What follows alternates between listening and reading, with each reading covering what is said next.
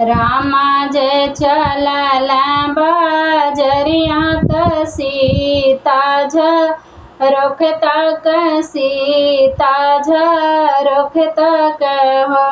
प्रभु लले चटकी चुनरिया हम पहिरब चुनरिया हम पहिरब हो। प्रभु लले चटक चुनरिया हम पहिरब चुनरिया हम पहिरब। इतना बचनी सुनी राम त धाना से रज कर धाना से रज कर हो। धाना तूता जाना मैं बाजिन चुनरिया कहू करबू चुनरिया कहू करबू हो।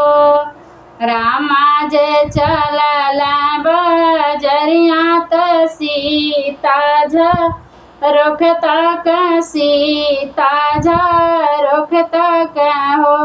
रामा लले हमके झुनवा क सदा मरे झुनवा क सदा मरे हो। प्रभु लले हमके झुनवा क सदा हमरे झुनवा क सदा हमरे हो। तू तही बाटी रानी जन्मा बाजिन झुनवा कऊ करबू झुनवा कऊ करबू हो। रानी तू बाटू जनमा बाजिन झुनवा कऊ करबू झुनवा कऊ करबू हो। इतना बचनी सीता सुनेली मन दुखी हो खेली मन दुखी हो खेली हो। अरे अरे कहाँ तू कहाँ गया कहाँ रहू हो। भैया जल्दी से डोलिया फनाई त नैहर पाऊँ चाऊ त नैहर पाहूँ चाऊ हो। भैया जल्दी से डोलिया फनाऊ त नैहर पाहूँ चाऊ त नैहर पाहूँ चाऊ हो। जाई के सीता अपने मैया से अरज कर अरज कर हो। अरे हमारी माइया हो तुही मोरी माइया हो।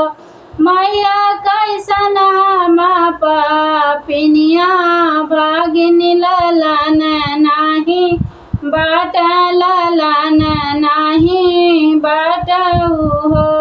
मैया कैसन हम पापिनिया भागिनी ललन नाही बाट ललन नाही बाटऊ हो। अरे हमारी बेटी हो तुही हमारी बेटी हो।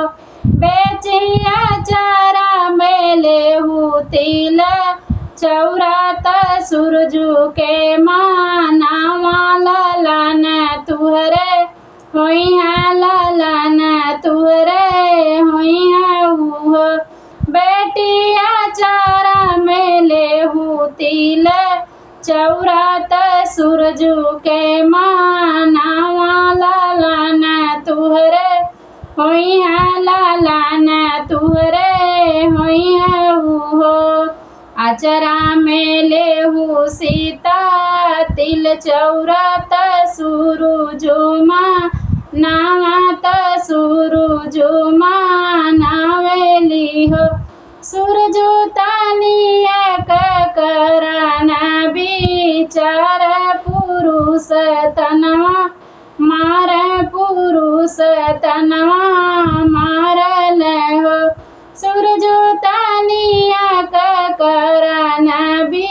चार गोदिया हमरो भरा ललना हमहू दिया ललना हमके दिहऊ हो।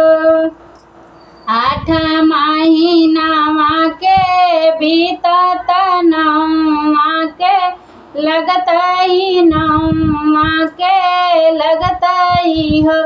सीता जनमल दुई दुई लालनवा महलिया उठ सोहर महलिया उठ सोहर हो।